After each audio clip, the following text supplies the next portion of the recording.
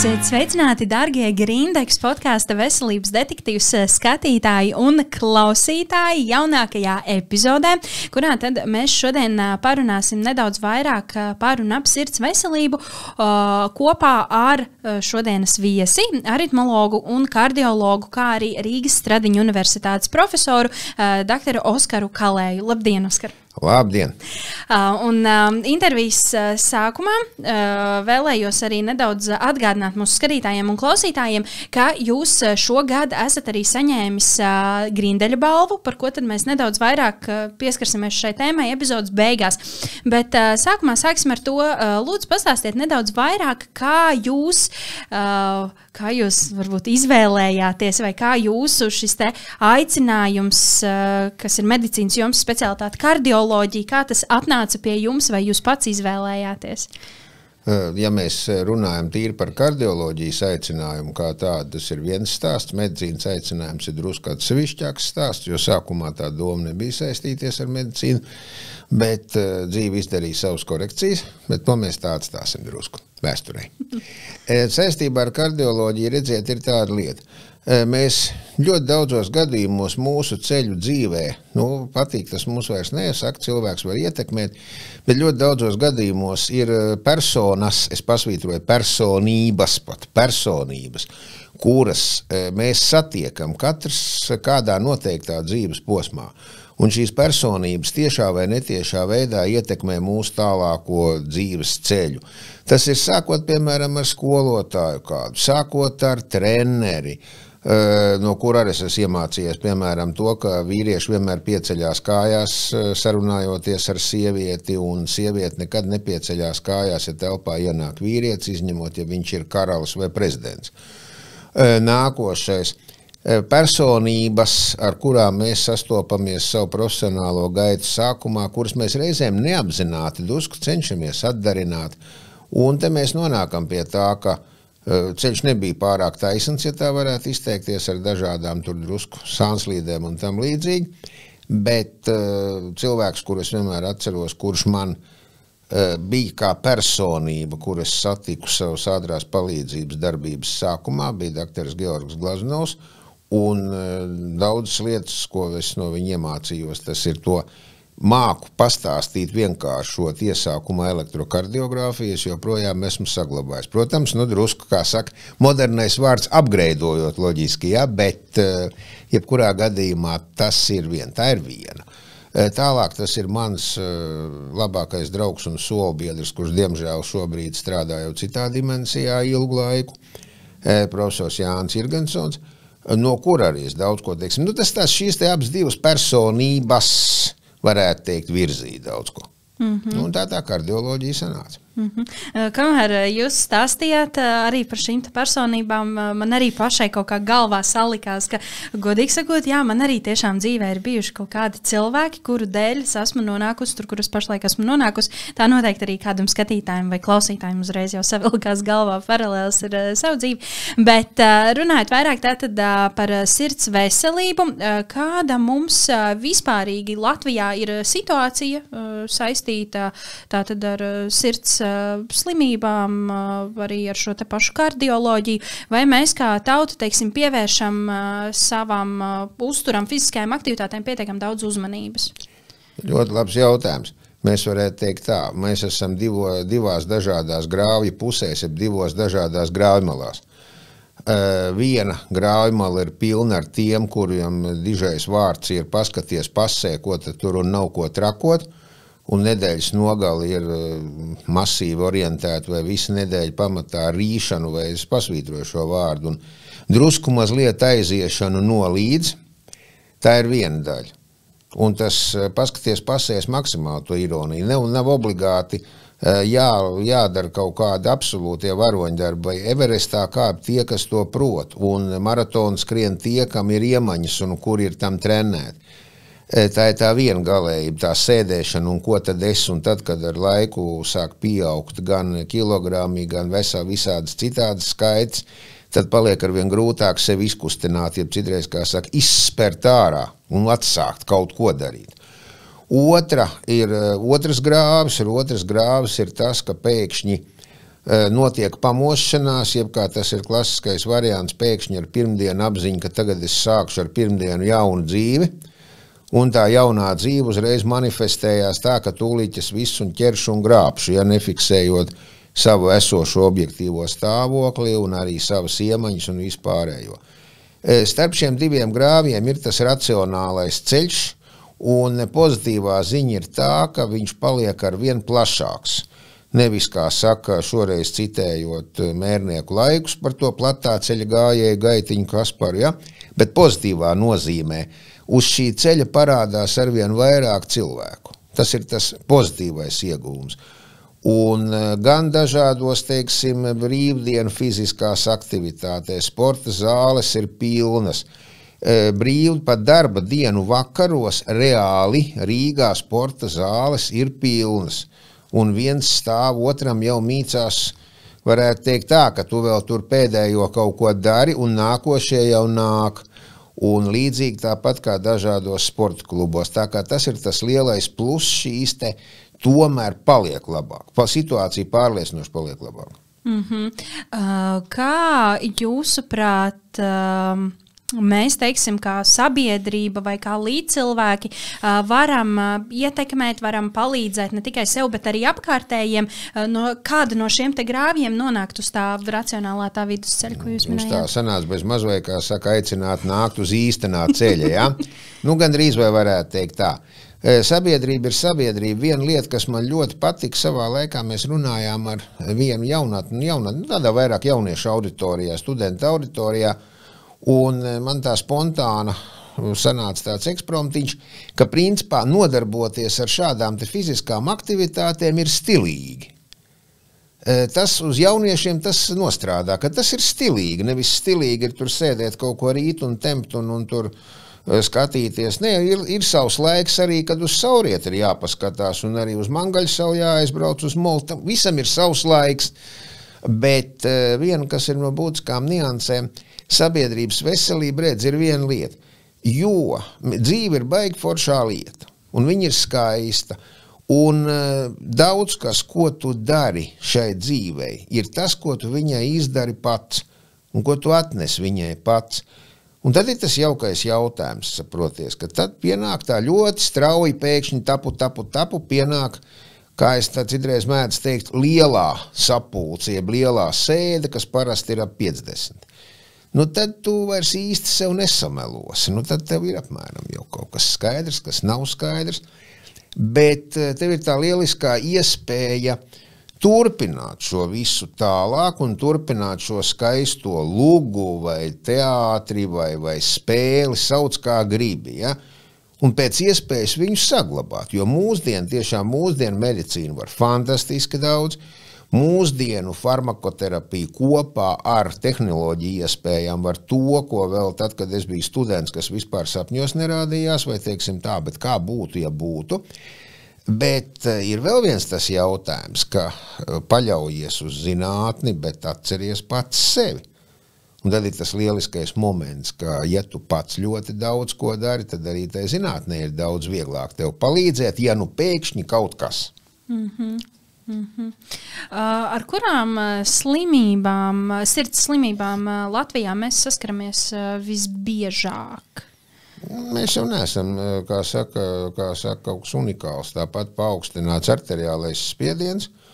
Diemžēl arī sekojoši līdz tās ir, var teikt tā, metabolās slimības, paaugstināts diabēta risks, virssvars un koronāro artēriju slimības, un tad uzreiz tālāk nāk sirds ritma traucējumi. Viņi visi ir sasaistīti savā starpā, bet arteriālā hipertenzija pēc definīcijas ir visbiežāk sastopamā saslimšana. Un vai šie te efektīvākie risinājumi, lai nesaslimtu ar šīm te jūs minētajām sirds slimībām, vai tas tiešām ir tikai veselīgs uzturs, fiziskās aktivitātes, vai arī tur nāk vēl ļoti daudz citi Tur nāk ļoti daudz, tur nāk daudz citi aspekti, un viens ir šis, ka respektējam senču mantojumu. Šoreiz es nedomāju ar to dainu skapi vai folkloru, lai gan tas arī neapšaubām ir respektējams mantojums un līdzīgi tāpat. Katrai nācijai, es pasvītrošu, katrai nācijai ir savi vēsturiskie tādi punkti un nianses, kuri ir, svētums varbūt ne svētums, bet kurš viņu personificē. Un tas nav, teiksim tā, tas nav slikti, tas ir ļoti labi, katrai nācijai savs. Bet mēs atgriežamies pie šī te respektējam senču mantojumu. Es domāju mūsu konkrētos senču, jūsu senčus, manus senčus, visu mūsu senču, tad ko viņi mums ir devuši līdz, mēs nezinām, kurā brīdī mums kaut kur ir senčos pienācis kāds ģenerāļa Svensona pēctecis, vai varbūt kāds ir attapojis tur no tālākiem platuma grādiem, vai vēl kaut kur, vai varbūt kāds romiešu leģionārs kaut kur ir iemaldījies, vai vikings. Bet tātad mūsu senču vēsturē vai nav kādas, teiksim, šīs agrīnas saslimšanas. Visdažādākās. Un ja viņas ir, tad tomēr mēs viņu respektējam. Tomēr jāpatur prātā, ka ja ir ģimenē tas medicīniskais termins ģimenes anamnēze, ja tur ir tā agrīnā hipertenzija, ja tu ir tas agrīnais diabets un ja vēl Dievs pasarg agrīna nāve, tad respektē to visu, tad varbūt paturi prātā to, ka drusku mazliet jāpakontrolē sevi vairāk un ir jābūt uzmanīgākam. Tīri saistībā ar to pašu dzīvesveidu. Jo es atvainojos, man arī garšo cepti kartupeļu ar karbonādu, saproties, bet es ļoti labi apzinos, ka ir lietas, kuras ir jārespektē. Tad sanāk, ka tas ir īstenībā ļoti tāds būtisks mirklis, ka mums ir pietiekami daudz jāinteresējas arī, kā jūs minējāt par savu senču mantojumu, tātad, ja mēs runājam vairāk par veselības tieši jomu, un jābūt, teiksim, arī informētiem par to, kādas vispār veselības problēmas ir bijušas. Tieši tā. Ir tas klasiskais piemērs, kur varbūt daļa tagad saķers galvas šausmās, bet dzīve ir tāda, kā viņi ir, un es ļoti labi zinu, kad ir tie klasiskie iebildumi, un es ar to pašu iebildumu varu pateikt, redz, kurš saproties ir Žanis, kurš vēl 80 gados pīpē kā skurstens un dzer kā kamīls, bet joprojām lents smuko bufetniec, un te pašā laikā ir tiklējs un šķīstais Miķelīts, kuram 50 gados jau ir otrais infarkts un knapi dveš. Te ir ģenētika zināmā mērā ir savu nospēlējusi. Bet pārliek uz to gan paļauties nevajadzētu, jo tad ir tas labais paradoks. Līdz 40 gadiem mēs bieži vien cenšamies darīt maksimāli visu, lai sačakarētu savu veselību. Pēc 40 tad mēs skrienam smelt ūdeni lupatu, ja? Vai spannīti. Kāpēc 40 pa vidu, kāpēc ne 55, kāpēc ne 60? Jo cilvēks kā bioloģiska būtne, vai teiksim cilvēks kā mehanisms pilnīgi var darboties daudz ilgāk. Ja tā, pragmatiski. Ļoti interesanti. Es pat pirms tam nebija tā aizdomājusies, cik ļoti svarīgi ir paskatīties uz to, uz savu ģimeni, ģimenes locekļiem un tā, paiet nedaudz atpakaļ laikā. Epizodes sākumā minēju arī to, ka jūs esat docētājs Rīgas Stradiņu universitātē. Pastāstiet lūdzu nedaudz vairāk par studentiem, jaunajiem kardiologiem, cik, teiksim, arī liela daļa no viņiem studējot jau saprot un zina, ka viņi strādās, teiksim, ārzemēs vai aizbrauks papildus izglītību iegūt ārzemēs, nevis paliks tajā Latvijā. Vienā virknē jautājumu divas, teiksim tā, es, protams, sapratu, ka drusku pretruna, bet labi. Tātad sāksim. Students ir students, jaunais speciālists, tās ir divas lietas. Students, mūsdienu patreizējais students, ja mēs kaut vai ņemam šodienas mīļoto grupu, kas bija no rīta, tāpēc man bišķi skrekšķīts, jo, lai gan es neesmu nebūt monologu pieturētājs, ja? Saprot, pasniedzējs bieži vien ir tas, nevis tas, kurš tur penterē, pieņemsim, nodarbība ir 2 stundas 15, no kurām 2 stundas 10 viņš runā monologu. Pasniedzējs zināmā mērā ir drusku tātad, kā skolotājs arī, un ne jau vēl skolotājs, tāpēc itālo austrumu filozofijai raksta, un tas ir gods. Un skolotājs tālos austrumos raksta ar lielo burtu, ja tā varētu izteikties, ja tas ir gods. Tu ej un tu parādi jaunieši tad interesē, tāpēc viņi ir atnākuši uz medicīnu, nevis kaut kur. Mēs ejam kopā, paklau jaunieši panākam, tur aiz šīm durvīm ir kaut kas baigi interesants. Ejam, taisam vaļā durvis, paga, ir labi, ejam drusku tālāk, pasties, redz, te ir tas. Šinī mežā, tajā mežā dzīvo arī zobenzobu tīģeri un alu lauvas, bet tur ir arī skaisti puķīši un kociņi un viss tā tālāk. Nu tad ejam tā un tālākais, šiem meža jau ir kalni. Nu tad ejam tālāk uz tiem kalniem. Un tad ir tas nākošais, tas skolotāju uzdevums palīdzēt uzkāpt kalnā, jo uzkāpjot kalnā tev paverās citi horizonti. No kalna apakšas tu horizontu redzēs ļoti ierobežot. Uzkāpjot kalnā, tu ieraudzīsi citu horizontu. Tas ir arī tas jaunais kardiologs. Vai, teiksim, tikpat labi jaunais anesteziologs, jaunais ginekologs vai kāds cits bandarlogs. Šī gadījumā tas nav būtiski. Ja? Tātad tas ir tas viens no tiem pasniedzēju uzdevumiem. Un tātad arī palīdzēt atrast šo ceļu. Tas ir būtiskāk, nevis, kā saka, noturēt priekšlasījumu. Attiecībā ir divas lietas. Ir apmaiņas programmas. Apmaiņas programmas, viss šīs Erasmus programmas. Jā, tas, ka kolēģi un izmanto iespējas gan kā studenti, gan arī kā rezidenti aizbrauc apmaiņas programmās, cits aizbrauc stažēties gadu, cits aizbrauc stažēties 2. Tā ir viena lieta. Bet otra lieta, kā saka, kur uzreiz aizbrauc prom pēdējā laikā, šī tendence būtiski mazinājusies. Jautājums ir viens. Grozi kā gribi. Es varbūt es centīšos būt politkorekts. Bet vāciešiem ir lielisks vārds Gastarbeiter. Viesstrādnieks. Tas ir viens. Otrs, vide ir vide. Protams, kā saka, komunikācijas, dzīves iespējas, jā. Saprot, tev ir vienmēr jārēķinās ar to, ka tomēr ir atšķirības, ir nianses. Stažēšanās ir viena lieta, un pastāvīgā dzīve, tā ir cita lieta, ir tā lieliskā anekdote, ja, ka nejauciet lūdzu turismu respektīvi ar emigrāciju.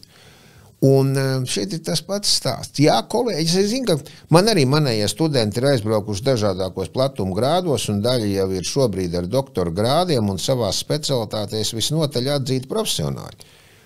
Nav nekā personiski pret to. Tā ir viņa cilvēka izvēle. Ja viņš tur sev profesionāli varētu pilnveidoties un ja viņš tālāk var attīstīties.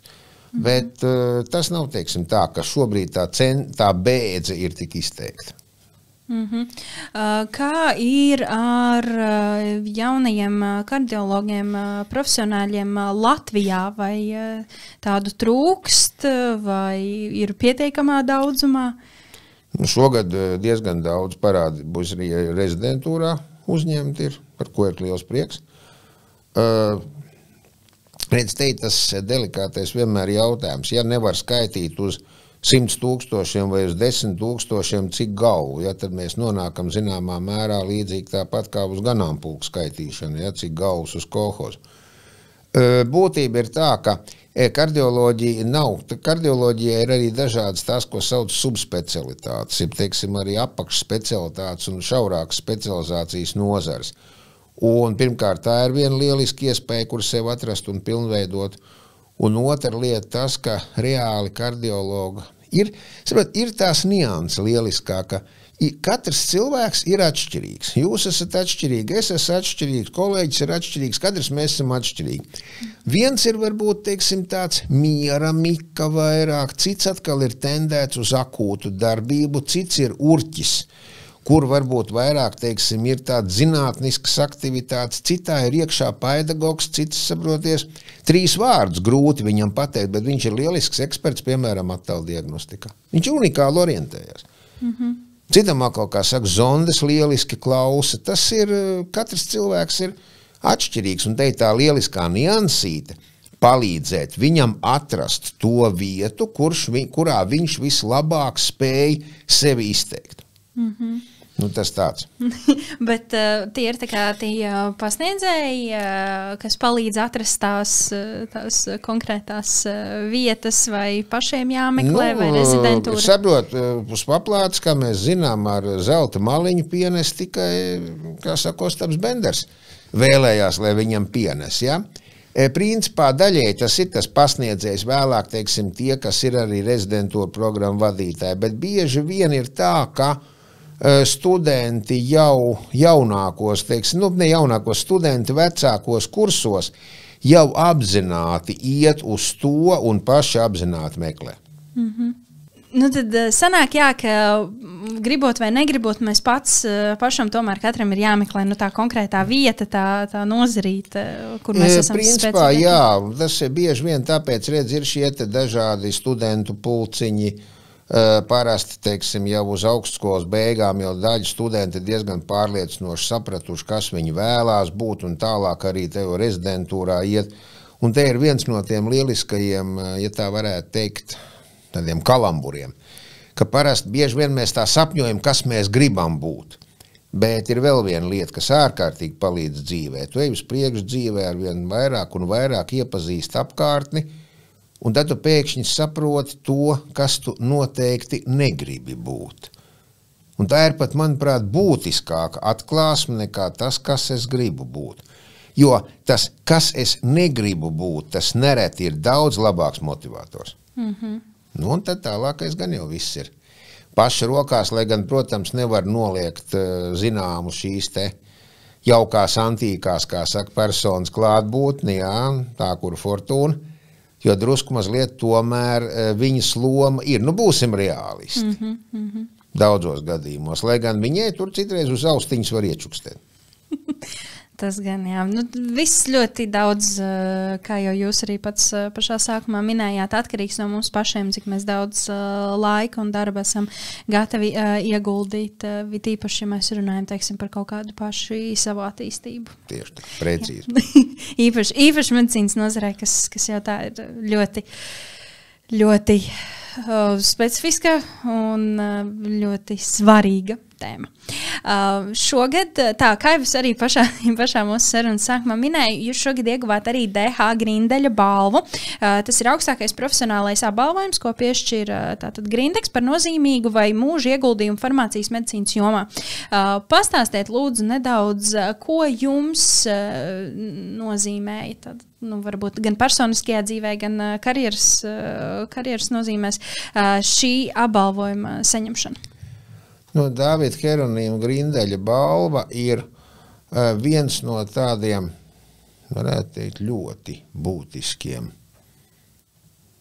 momentiem šajā visā ceļā, ja tā drīkst teikt, ja? Jo ceļš pārliecinoši turpinās, un ja mēs tā varētu teikt, ceļš ir nebeidzams, ja tā mēs atkal atgriežamies pie austrumu filozofijas, bet kaut kā daudz, ko mēs no viņas varam to pozitīvo paņemt. Pateikt, ka tas ir kaut kā, tas ir novērtējums, nu, tas kaut kā tā skanēs tā banāli. Saprot, tas ir tā ir, tātad tu esi viņas cienīgs, jo nereti ir tā šīs te balvas, dažādi, teiksim, arī akadēmiskās pozīcijas, es domāju, tālāk augstāk arī dažādi starptautisko profesionālo asociāciju īstenā locekļa statusi. Tu drusku paskaties uz to publiku, uz to sabiedrību, kas tur ir. Un tad tu saki, kungi un dāmas, tātad es arī esmu cienīgs būt jūsu vidē. Ja nu jūs tā esat lēmuši, tas ir kaut kas cits, tātad zināmā mērā šī sabiedrība, es nebaidīšos vārdu Olimps, ir atzinis to, ka tu esi cienīgs būt viens no viņiem. Un tas ir tas uzliek ļoti lielu arī pienākumu. Vai to varētu saukt arī par tādu savu veidu motivāciju, turpināt aktīvi darboties? Pārliecinoši. Saprot, tā ir lielā motivācija, bet redz atkal, kā saka, teiksim, pateikt, kas ir lielā motivācija, kas ir mazā motivācija. Piemēram, tas pats, kā saka, nodarbībā, tu staigā, nu, tu centies kaut kādu niansu, teiksim, paskaidrot studentiem. Tu centies tā un šādi, un pēkšņi tev atnāk mūza, ieslēdz, saproties, to improvizāciju, un tad un pēkšņi tu redz, ka tev priekšā ir vesela kaudzīta ar acīm, un kurās pēkšņi atblāzmo visos zināmais Arhimēda teiciens Eureka. Pieleca! Un, saproties, tas ir tas, kā saka, tā ir tā vēl viena tā fantastiskā motivācija. Es negribu tagad kaut kā noniecināt. Balva ir balva, īstenā locekļa status, teiksim, ir sevišķi tādās lielās profesionālās asociācijās, kur tagad jau, labi, tagad Austrum Eiropas ir cita lieta, bet tomēr tā, Austrum Eiropiešu īpatsvars ir minimāls, ja? Kas ir tā, ka tādi noslēgti klubi drusku, ja? Tad tu esi pirms tam kaut ko sadarījis tik daudz, ka šī te publika ir lēmusi, ka tu tomēr esi cienīgs būt viņas vidē, jo tas arī uzliek, tie burtiņi aiz uzvārdu uzliek zinām pienākumu. Tas tāpat tās, kā paskatāmies cilvēkus, kuriem ir šī Dāvida Hieronīma Grindeļa balva, ja, un tātad, ka tu esi būt cienīgs viņu vidē. Epizodes noslēgumā pavisam noteikti novēlu jums iegūt vēl dažādus apbalvojumus un vēl sasniegt jaunas virsotnes, kā jūs arī pašā sākumā minējāt, vai vienatnē, vai kopīgi ar studentiem, tas jau viss tālāk atkarīgs. Te varētu teikt tā, ka paldies jums par novēlējumu, noteikti maksimāli pie tā piestrādāsim. Un kā mēs novienojāmies, ja, ka zināmā mērā tomēr bez austrumu filozofijā ļoti daudz, ko mēs varam paņemt, ja, un ceļš jau ir nebeidzams.